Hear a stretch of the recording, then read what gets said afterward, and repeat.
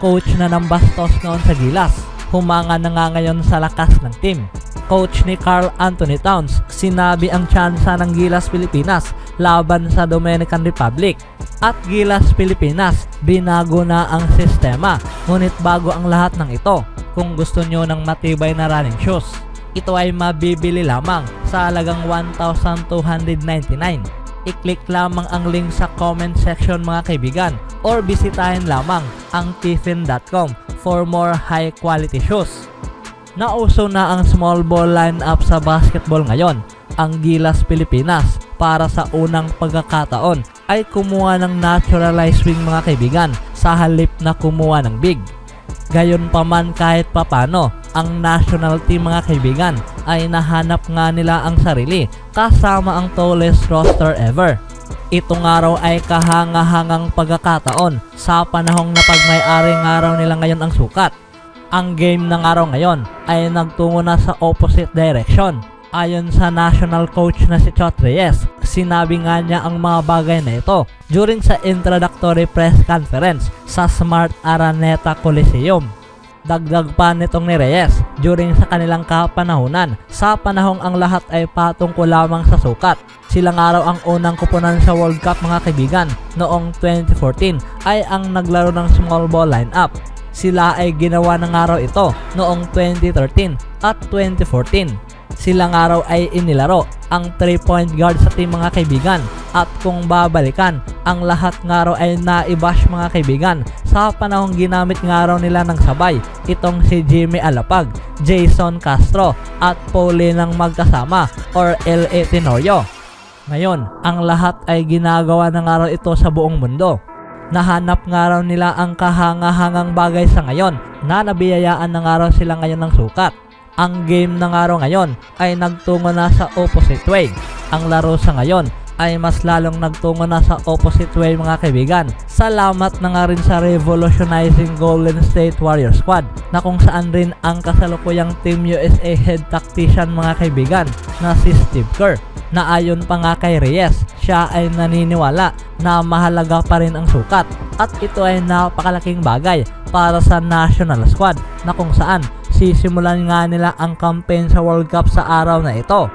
Na para kay Chot Reyes, nasa kanyang pag-iisip sa ngayon na ang inside presence ay napaka-importante pa rin dahil ang bawat kupunan ay mahaharap at magkakaroon ng strong at tough inside guy mga kaibigan.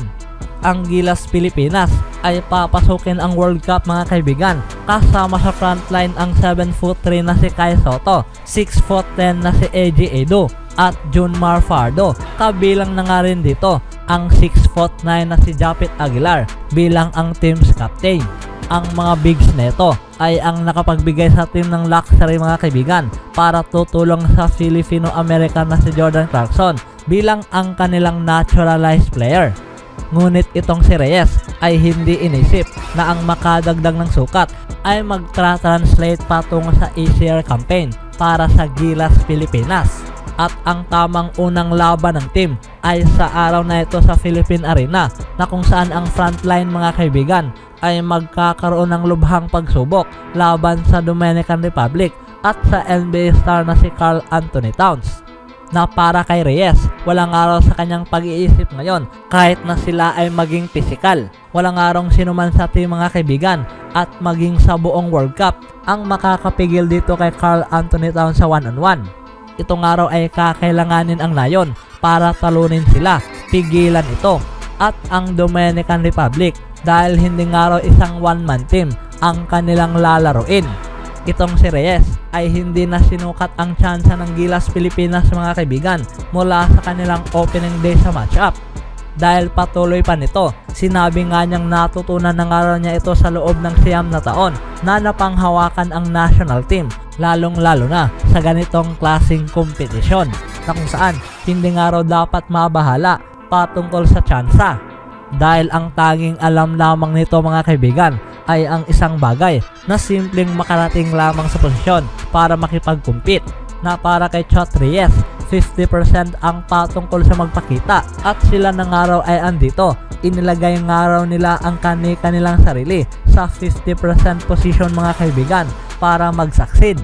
Pagtatapos naman nitong ni Reyes, gustong gusto nga raw niya ngayon ang tsansa ng team mga kaibigan dahil sila na nga raw ay andito. Anong masasabi niyo mga kaibigan sa mindset nitong ni Chot Reyes?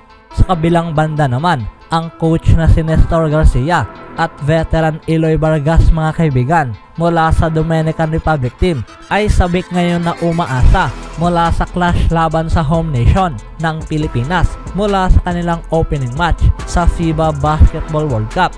Nakarang sa 23rd sa buong mundo, ang Los Quisquianos mga kaibigan ay nai-considered bilang paborito kabilang sa rank number 10 Italy na makakaahon sa Group A. Ito ay kadahilanan mga kaibigan mula sa kanilang leadership sa NBA standout na si Karl Anthony Towns. Ngunit ang isang sagabal, sila ay haharap sa home team mga kaibigan laban sa Gilas Pilipinas na kung saan nakaback up nga raw dito ang libo-libong fanbase. Na ayon pa nga kay Garcia, nasa kanyang pag-iisip na ang bawat isa kung sakaling sisimulan mo nga raw ang iyong karir, ikaw ay pinapangarap na maglaro sa World Cup kasama ang napakaraming fans at laban sa napakaraming fans at laban sa isang napakahusay na team. Sila nga raw ngayon ay nasa maayos na posisyon dahil sila ay nag-qualified sa World Cup na ipanalo nga raw nila ang Central America. Ang kanilang mga exhibition game, sila nga raw ay naipakita ang good level. Sila nga raw ay naniniwala ng labis mula sa kanilang sarili. Maging sila ay naniniwala kung anong paraan nga ba sila naglalaro ngayon. Alam nga raw nito na ang mga Filipinos kung sakaling sila ay naglalaro locally, sila ay laging nag-step up sa kanilang level. Ang lahat ay patungkol lamang sa concentration at para sa kanila, ito nga raw ay napaka-importante kung siya ang tatanungin. Ayaw nga raw niyang dalhin ang mga taong ito sa laban mga kaibigan dahil alam nga raw ng lahat na sila ay susuportahan ang Gilas Pilipinas. Kung sakaling ikaw ay makakapaglaro ng maayos, pwede mo nga raw may panalo ang laban sa kahit saan mang lugar. At alam nga raw ito ng lahat. Isang manlalaro na kung saan naging maingat ang Dominican Republic ay sa Utah Jazz star na si Jordan Clarkson. Ang 2021 NBA 6th Man of the Year ay nakikilala mga kaibigan para sa kanyang scoring prowess. Siya ay inaasahang maglalaro sa central role sa Gilas offense at taging hindi lamang bilang isang scorer mga kaibigan kundi isa ring creator para sa kanyang mga teammates. Speaking of current Gilas Pilipinas roster, itong si Alexander Sasha Dordevich ay napanood at nakita ang mga iilang kasalukuyang laban ng Gilas Pilipinas at siya ngayon ay naniniwala na ito na nga raw ngayon ay magkaibang kupunan kumpara sa kupunang nakaharap nila mga kaibigan noong 2019 World Cup sa panahong pinanghawakan pa nito ang Serbia bilang isang head coach. Na ayon pa nga sa detalye, ang Gilas nga raw ngayon ay nabubuo bilang athletic team at nagkaroon na ng tamang iilang sukat. Ang kanilang rotation kasama ang mga bigs at kasama itong si Jordan Clarkson na pagmay-ari nga raw nila ngayon ang talento kasama ang bola mga kaibigan na pwedeng mag-resolve sa kahit anumang klaseng sitwasyon or sa kahit anumang sabihing mahigpit na laban. Itong si Dordevich, syempre mga kaibigan, ay ang parehong coach noon na siyang gumawa ng kritiko at tinira ang Gilas Pilipinas sa panahong napanghawakan nga ito nitong ni Yengyao. Dahil kung babalikan, sinabi nga niyang ang Gilas ay mayroong balance at quickness ngunit walang araw itong kwalidad. Ngayon mga kaibigan, ang kupunan ng Gilas Pilipinas sa ngayon ay ang kupunan na dapat respetuhin. Siya nga raw ngayon ay dapat paniwalaan. Anong masasabi niyo mga kaibigan sa mga komento ng mga international coach ngayon sa Gilas Pilipinas? Always do it on my own, so I gotta get through it. And the only thing I know is to love what I'm doing. Never give up, never slow, till I finally prove it. Never listen to the no's, I just wanna keep moving. Keep my head up when I act, head up that's a fact. Never looking back, I'ma keep myself on track.